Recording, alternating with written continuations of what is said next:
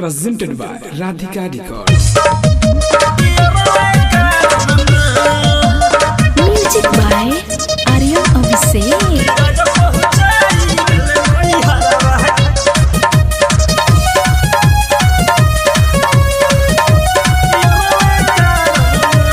घटना घटल सखी रात बात करते में धरा गईनी चटक नवा मोरल चटक सटक हम जाके देवाला धईनी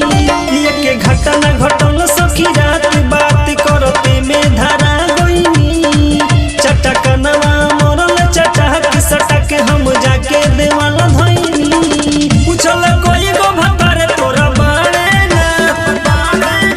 तो पिया पहुंचाई गले नई हरवा गोई अरवा कारण ना कि राजा पहुंचाई गले नई हरवा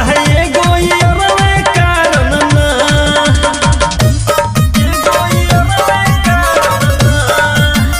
Music by Aryan Abhishek.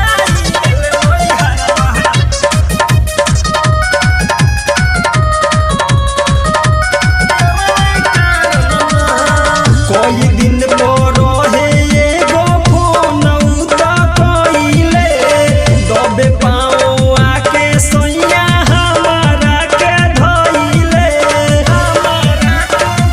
रे सखी रे कोई दिन बोरो है ये गो फोन उता कोइले दबे पाओ आके सोया हमारा के धइले तू तो कोइला बेकराला रूप धारण तो पिया पहुंचाई देले नई हरवा गोई अरवा कारण ना कि राजा पहुंचाई देले नई हरवा गोई अरवा कारण ना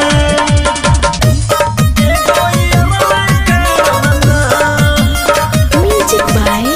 Aryan Abhishek. राजा पहुंचाई देले नई हरवा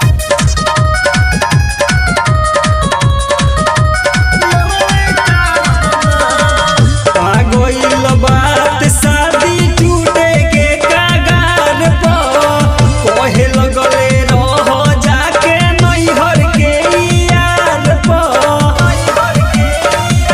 रे सखी रे पागोइल बात शादी टूटे के कागार पर कोहे लगले रह जाके नैहर के यार पर दीपक सोनू कुछ सुनता रे तबिया पहुंचाई गले नई हरवा गोई अरवा कारण ना कि राजा पहुंचाई गले नई हरवा गोई अरवा कारण ना। PS Recording Studio Kesaria.